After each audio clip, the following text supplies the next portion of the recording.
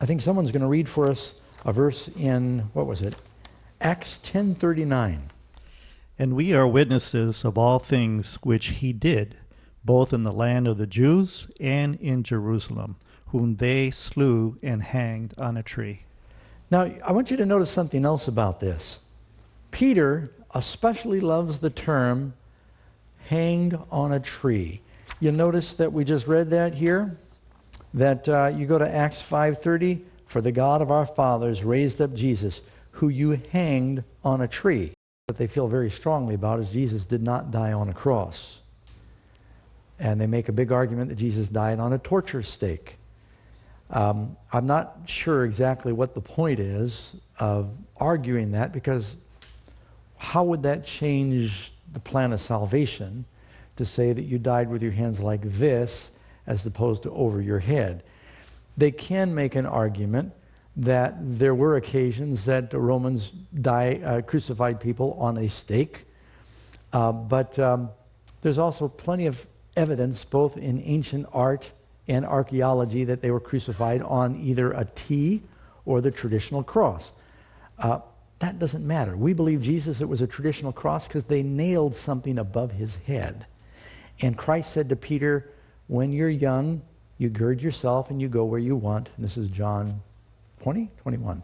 But when you're old, another will gird you and you will stretch forth your hands. Now you might stretch forth your hands like that, and you might stretch forth your hands like that, but you would not stretch forth your hands up. And so we believe Peter and Jesus, they were crucified. But they make a big deal about that. But it is true that Jesus died, it says, on a tree. Why does Peter keep emphasizing the tree? 3 times at least that I know of, he says he died on a tree. If you look in Deuteronomy, and we're still talking about the Passion of Christ, Deuteronomy 21, and you look in chapter 21, verse 22 and 23, Moses is going through the laws. If a man has committed sin deserving death, and he is put to death, and you hang him on a tree, evidently they believed in capital punishment back then, his body shall not remain overnight on the tree, but you shall surely bury him that day, so that you do not defile the land which the Lord your God is giving you as an inheritance. For he who is hanged is accursed of God. Now you realize that that is quoted by Paul in Galatians and referenced by Peter. Galatians 3:13. Christ has redeemed us from the curse of the law, having become a curse for us. For it is written, cursed is everyone who hangs on a tree. Do you see the connection here? So why is Peter emphasizing Jesus died on the tree? He wants to make sure that people make a connection that he took the curse for us. This is what Paul is emphasizing here. And you know, I always have just a little personal thing. Often you see in the front of these churches, they'll have a cross, and the cross is usually very nice, planed 6x6 or 8x8 lumber. The Romans never used quality material like that. You know how hard it was to mill lumber back then? They had to saw it by hand. They did have sawn boards, but it was very labor intensive for them to saw a board.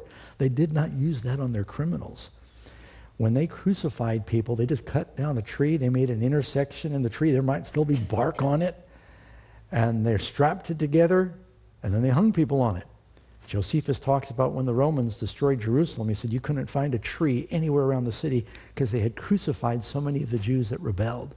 They deforested the area around Judah. They did not mill all of that lumber. So Jesus died on a pretty crude piece of tree. Another reason I emphasize that is, how was it that Zacchaeus saw Jesus? Climbed a tree. How do we see Jesus? We take up our cross. We climb a tree, and we will see Christ.